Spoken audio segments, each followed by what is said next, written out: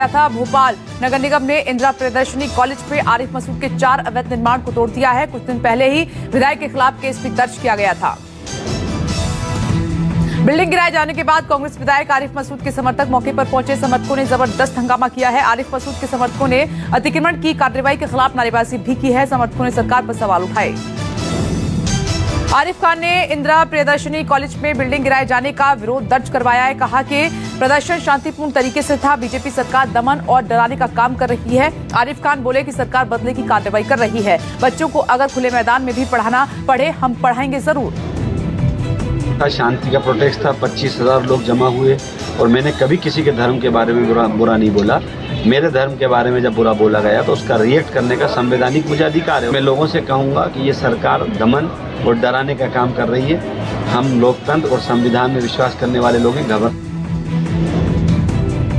ममता दीदी के गढ़ में पहुंचे गृह मंत्री अमित शाह ने हुंकार भरी है। आदिवासियों के साथ अमित शाह ने खाना खाया। माकुड़ा पहुंचे अमित शाह बोले कि ममता के खिलाफ जन आक्रोश दिखाई दे रहा है। जनता तक केंद्र की मदद नहीं पहुंच रही है। बंगाल में 2/3 बहुमत से बनेगी बीजेपी की सरकार।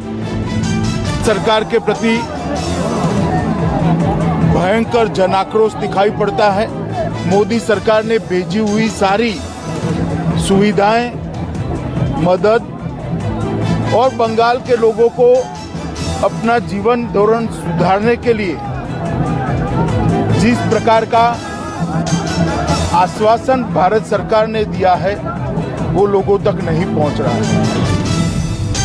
माकुड़ा पहुंचे अमित शाह ने ममता बनर्जी पर बहुत बड़ा आरोप लगाया है। कहा कि केंद्र की 80 योजनाएं ममता सरकार ने रोकी हैं। अमित शाह ने ममता बनर्जी पर निशाना साधते हुए कहा मोदी जी ने गरीबों के लिए जो पैसा भेजा है वो उन तक पहुंचने दीजिए। स्वास्थ्य की सेवाएं पहुंचने दीजिए। शौचालय पहुंचने दीजिए। उनका घर उन तक पहुंचने दीजिए। सरकार की 80 से ज्यादा योजनाएं जो गरीब, दलित, आदिवासी और पिछड़े लोगों के लिए है उसको ममता सरकार रोक कर बैठी। मैं ममता दीदी को बताना चाहता हूं कि इन योजनाओं को रोकने से आप भारतीय जनता पार्टी को रोक लोगी तो आपकी भ्रांति है। बिहार विधानसभा चुनाव में तीसरे चरण के प्रचार का शोर 1 घंटे बाद शाम 5 बजे थम जाएगा। 7 नवंबर को तीसरे और आखिरी चरण में 78 सीटों के लिए वोट डाले जाएंगे। आखिरी चरण के लिए सभी पार्टी के स्टार प्रचारकों ने मतदाताओं को मनाने के लिए पूरी ताकत झोंकी। सहरसा में तेजस्वी यादव ने सुबह सुबह रैली की। एक बार फिर कहा कि नीतीश थक गए हैं। अब युवा मोर्चा संभाले पार्टी। 10 तारीख को नीतीश की विदाई तय है। लोगों के बीच एक बार फिर तेजस्वी ने अपना चुनावी नारा दोहराया। कहा कि इस बार चुपे चाप लालटेन छाप। हम लोग कह रहे हैं कि 10 तारीख को नीतीश जी का विदाई तय है। तो आप लोगों से इतना हम जरूर अपील करेंगे कि चुपचाप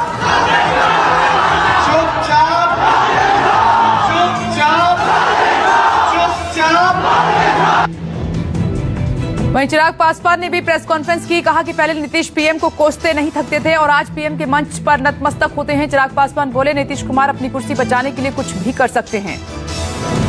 just the tip of an iceberg. अभी तो सिर्फ शुरुआत है। अभी तो शराबबंदी की जब जांच होगी, जो पैरेलल इकोनॉमी ब्लैक की आपने खड़ी कर दी है उसकी जांच होगी, उसमें आप जेल जाएंगे। तो मतलब बिहार के इतिहास में सबसे कमजोर और सबसे भ्रष्ट मुख्यमंत्री आप ही रहे। जिस प्रधानमंत्री जी को कोसते आप नहीं थक रहे थे, आज उनके मंच पर हाथ जोड़कर उनके सामने नतमस्तक होते आप नहीं थक रहे, उनका आशीर्वाद ले लीजिए। ये दिखाता है कि भैया आपका प्रेम, आपका लालच कुर्सी के प्रति कितना ज्यादा है। सीमांचल में वोटिंग से पहले छाया सीएए एनआरसी का मुद्दा। योगी बोले सरकार बनी तो घुसपैठिए होंगे बाहर। यातना का सामना करने वाले अल्पसंख्यकों की सुरक्षा सुनिश्चित होगी। किशनगंज में नीतीश कुमार बोले कोई बाहर नहीं निकाल सकता। सभी हिंदुस्तानी है। फालतू बातों और अफवाहों पर ध्यान न दें। कौन दुष्प्रचार करता रहता है, फालतू बात करता रहता है। यहाँ से कौन किसको देश से बाहर करेगा? ऐसा इस देश में किसी भी दम नहीं है कि हमारे लोगों को, सब हिंदुस्तान के हैं, सब भारत के हैं, कौन इसको बाहर करेगा साहब? ये सब कैसी बात करते रहते हैं यूं ही। बिहार के सीमांचल में प्रचार में जुटे असदुद्दीन ओवैसी बोले एनआरसी सीएए सिर्फ मुसलमान ही नहीं बल्कि हिंदुओं पर भी भारी पड़ेगा। ओवैसी बोले बीजेपी और आरएसएस ने सीमांचल में बसे लोगों को घुसपैठिया कहा तो आरजेडी और कांग्रेस ने अपना मुंह तक नहीं खोला। बिहार चुनाव प्रचार में केंद्रीय मंत्री अश्विनी चौबे के बिगड़े बोल, कहा कि पप्पू लफ्फू और रांची जेल में बंद गफ्फू देख रहे हैं बिहार का सपना। अश्विनी चौबे ने कहा कि ये लोग मुंगेरी लाल के हसीन सपने देख रहे हैं जो जल्द ही चकनाचूर हो जाएंगे। महागठबंधन ने बस जनता को लूटने का काम किया। अमेरिका में लंबी खिंच सकती है राष्ट्रपति पद की लड़ाई। डोनाल्ड ट्रंप ने अदालती जंग के लिए कमर कस ली है। पेंसिल्वेनिया, मिशिगन और विस्कॉन्सिन को लेकर ट्रंप ने कोर्ट में अपील की है। अमेरिका में डोनाल्ड ट्रंप और जो बाइडेन में कांटे की टक्कर चल रही है। पहले ट्रंप आगे चल रहे थे और अब बाइडेन बढ़त बना रहे हैं। अमेरिकी राष्ट्रपति की कुर्सी की जीत से 6 कदम दूर हैं जो बाइडेन। नेवाडा में बाइडेन मामूली अंतर से लीड कर रहे हैं। बाइडेन नेवाडा जीत लेते हैं तो उनके खाते में सीधे 6 वोट और आ जाएंगे और वो राष्ट्रपति बन जाएंगे। ताजा आंकड़ों के मुताबिक जो बाइडेन को 50.5% वोट मिले हैं, डोनाल्ड ट्रंप को 48% वोट मिले हैं। जो बाइडेन ने बराक ओबामा का भी रिकॉर्ड तोड़ दिया है। नतीजों में धांधली को लेकर ट्रंप समर्थकों ने हंगामा किया है। ट्रंप ने अपने विरोधियों पर चुनावों में धांधली करने का भी बड़ा आरोप लगा दिया है। ट्रंप ने कोर्ट चले जाने से टीम बाइडेन ने समर्थकों से आर्थिक मदद की मांग की है ताकि लंबी कानूनी लड़ाई लड़ी जा सके, मदद मिल सके। जम्मू कश्मीर में आज बड़ी आतंकी वारदात हुई है। शोपियां में आतंकियों ने कैश वैन से 60 लाख रुपए लूटे और फरार हो गए। जम्मू कश्मीर बैंक की कैश वैन आज सुबह ही पैसे लेकर निकली थी। कैश वैन बैंक के पास ही पहुंची थी कि पहले से घात लगाए बैठे आतंकियों ने फायरिंग कर कैश वैन को लूट लिया। सुरक्षा बलों ने पूरे इलाके को घेर लिया है। आतंकियों की तलाश जारी है। बिहार के भागलपुर में दर्दनाक हादसा हुआ है। 100 लोगों से भरी नाव नदी में पलट गई। कई लोग लापता हैं। 30 लोगों को बचाया जा चुका है। हादसा नौगछिया के दियारा में हुआ है। चश्मदीदों की अगर माने तो नाव दाशनिया धार में गई और तेज बहाव के भंवर में फंस गई। जिस वक्त हादसा हुआ उस वक्त 100 लोग सवार थे। मौके पर एसडीआरएफ की टीम राहत बचाव कार्य में जुटी है। किसान बिल के खिलाफ किसान और मजदूर संघ का प्रदर्शन जारी है। पंजाब और हरियाणा की सड़कों पर जगह जगह जाम लगा है। गुरदासपुर के बटाला में किसानों ने धरना दिया है और केंद्र सरकार के बिल के खिलाफ नारेबाजी की। नवा शहर और जालंधर में भी किसान राष्ट्रीय राजमार्ग पर बैठे हैं। रोपड़ में किसानों ने चंडीगढ़ मनाली राष्ट्रीय मार्ग जाम कर दिया है। शायर मुनव्वर राणा की बेटी उरुषा राणा को लखनऊ पुलिस ने हिरासत में ले लिया है। कांग्रेस में शामिल होने के बाद उरुषा राणा आज परिवर्तन चौक पर प्रदर्शन करने पहुंची थी। कांग्रेस के प्रदर्शन के पहले ही पुलिस ने प्रदर्शनकारियों को हिरासत में ले लिया। कांग्रेस पार्टी ने महिला सुरक्षा और किसानों के मुद्दे को लेकर प्रदर्शन का ऐलान किया था। भारत, अमेरिका, जापान और ऑस्ट्रेलिया के नौसैनिकों के बीच मालाबार अभ्यास का पहला चरण जारी है। बंगाल की खाड़ी में विशाखापट्टनम में यह अभ्यास जारी है। 6 नवंबर तक चलेगा नौसैनिकों का अभ्यास। बता दें कि भारत और चीन के बीच पूर्वी लद्दाख में लगभग 6 महीने से सीमा पर तनातनी का माहौल बना हुआ है। हवा में जहर और कोरोना का कहर, ये डबल खतरा दिल्ली में रहने वाले लोगों के लिए बना हुआ है। सर्दी के मौसम हर साल दिल्ली के आसमान को जकड़ लेने वाला जानलेवा स्मॉग फिर से राजधानी को अपनी गिरफ्त में लेने लगा है। आसमान में छाए जहरीले धुएं से न सिर्फ विजिबिलिटी घटी है बल्कि दिल्ली को गैस चैम्बर में तब्दील कर दिया है। देश में कोरोना का कहर लगातार जारी है। पिछले 24 घंटे में सामने आए 50,000 से ज्यादा नए मरीज। 704 लोगों की जान गई है। पिछले 24 घंटे में 55,331 मरीज कोरोना से ठीक होकर घर लौटे हैं। भारत में कोरोना के कुल मामले 83,64,000 से ज्यादा बने हुए हैं। अब तक 1,24,000 लोगों की मौत हो चुकी है। दिल्ली में कोरोना का विस्फोट हुआ है। दिल्ली में पहली बार एक दिन में कोरोना के 7,000 से करीब मामले सामने आए हैं। दिल्ली में 5,891 मरीजों का पिछला रिकॉर्ड टूटा है। त्योहारी सीजन में दिल्ली में कोरोना के केस बहुत तेजी के साथ बढ़ रहे हैं। दिल्ली में कुल संक्रमितों की संख्या 4 लाख के पार हो चुकी है।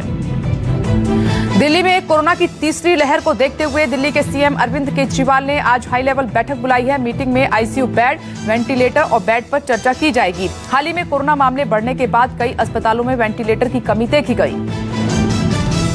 महाराष्ट्र सरकार ने आज से सभी कंटेनमेंट जोन में थिएटर, सिनेमा हॉल और मल्टीप्लेक्स खोलने की परमिशन दे दी है। सरकार के नई गाइडलाइन के मुताबिक राज्य में अब कंटेनमेंट जोन के बाहर स्विमिंग पूल, सिनेमा हॉल और मल्टीप्लेक्स फिर से खुल सकेंगे। हरियाणा के सोनीपत में नकली शराब से मौत का मामला सामने आया है। पुलिस के मुताबिक अब तक 27 लोगों की मौत हो चुकी है। बताया जा रहा है कि ये सभी 3 कॉलोनियों के रहने वाले थे और सभी ने कॉलोनी में सप्लाई होने वाली नकली शराब का सेवन किया था। पुलिस मामले की पड़ताल में जुट गई है और मृतकों के परिवार वालों को सख्त कार्रवाई का भरोसा दिया है। मध्य प्रदेश के देवास में हिंदू देवी देवताओं की तस्वीरों वाले पटाखे बेचने पर बवाल मचा हुआ है, जिसे लेकर स्थानीय लोगों ने पटाखे बेचने वाले दुकानदारों को दुकान में आग लगाने की धमकी तक दे डाली है। धमकी देने का ये वीडियो सोशल मीडिया पर वायरल हो गया है।